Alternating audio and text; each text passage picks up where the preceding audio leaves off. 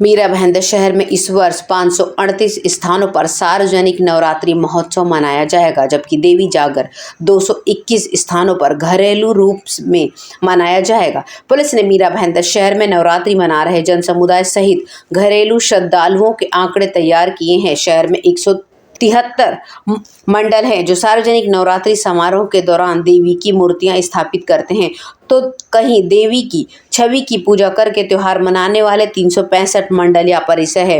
116 श्रद्धालु देवी की प्रतिमा स्थापित करने जा रहे हैं, जबकि निजी उत्सव में देवी की प्रतिमा स्थापित करने वालों की संख्या 105 है। नवरात्रि उत्सव के लिए 2 दिनों में दोपहर 12 बजे तक और अन्य दिनों में रात 10 बजे तक साउंड रिकॉर्डर और ऑर्केस्ट्रा की अनुमति है। समय और मात्रा सीमा का उल्लंघन नहीं किया जाएगा, ऐसी उम्मीद है। शहर में गश्त बढ़ाने के साथ ही विसर्जन स्थलों पर पुलिस के भी इंतजाम किए जाएंगे। कल से शुरू हुए नवरात्रि पर्व को लेकर मीरा भाईंदर में पुलिस व्यवस्था तैयार है।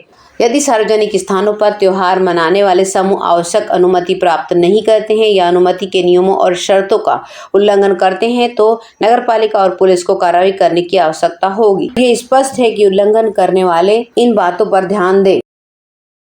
उत्तर में ठोस अपशिष्ट संयंत्र में जमा 1.3 लाख मीट्रिक टन कचरे को नष्ट करने के लिए नगरपालिका ने एक परियोजना शुरू की थी, लेकिन केवल 1.5 लाख टन कचरे को संसाधित करने के बाद इसे रोक दिया गया है। मीरा भाईंदर शहर के कचरे का संसाधन करने के लिए उत्तन की पहाड़ी पर कलेक्टर कार्यालय द्वारा जगह दी गई थी। नगरपालिका ने 2008 में नागरिकों के विरोध करने के बावजूद कचरा परियोजना शुरू की थी, लेकिन 3 साल के अंदर ही इसे बंद कर दिया गया। इसके बाद भी नगरपालिका द्वारा कचरा डंप किया जा रहा है। नतीजा यह है कि यहाँ लगभग 1.3 लाख मीट्रिक टन कचरे के पहाड़ बन गए हैं। इसके बाद 2017 में नगरपालिका ने गीले और सूखे कचरे को संसाधित करने के लिए मेजर सौराष्ट्र एनवीरो नाम के एक ठेकेदार को कॉन्ट्रैक्ट दिया था। वह अब दैनिक कचरे का प्रसंस्करण कर रहा है और बाकी कचरा वहीं पर पड़ा है।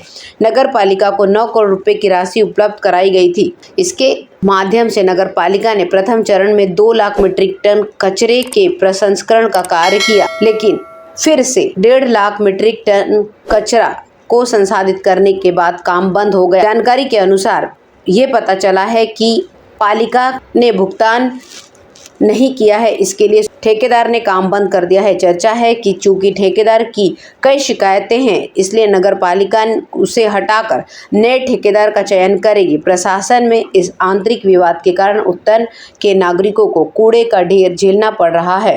नगरपालिका ने रुपए की DPR परियोजना रिपोर्ट तैयार की थी। इस परियोजना रिपोर्ट को हाल ही में केंद्र सरकार के स्वच्छ भारत विभाग ने मंजूरी दी है। इस हिसाब से 13 करोड़ रुपए केंद्र सरकार, 6 करोड़ रुपए राज्य सरकार, शेष 21 करोड़ रुपए नगरपालिका खर्च करेगी। इसके लिए मौजूदा बजट में फंड मुहैया कराया गया है।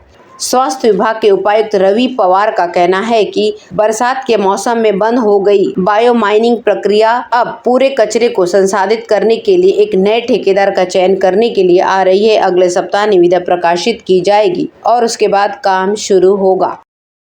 मीरा भाईंदर नगरपालिका भाईंदर पश्चिम में मृत पशुओं के दाह संस्कार के लिए विशेष मुर्दाघर बनाने जा रही है। इसके लिए पहले चरण में 13 लाख रुपए खर्च किए जाएंगे। मीरा भाईंदर शहर में बड़ी संख्या में आवारा कुत्ते, बिल्ली और जानवर है। इनकी संख्या को नियंत्रित करने के लिए नगरपालिका ने उत्तन में नसबंदी केंद्र स्थापित किया है। साथ ही इलाज के लिए पशु अस्पताल बनाने का भी प्रस्ताव है, लेकिन अगर ये जानवर मर गए तो उनके लिए कोई विशेष कब्रगाह नहीं था। इसलिए मीरा भाईंदर नगरपालिका प्रशासन ने भाईंदर पश्चिम के मुर्दा गांव में एक जगह पशुओं के अंतिम संस्कार के लिए मुर्दा घर बनाने का फैसला किया है। नगर आयुक्त दिलीप ढोले ने हाल ही में इस काम के टेंडर की मंजूरी दी है।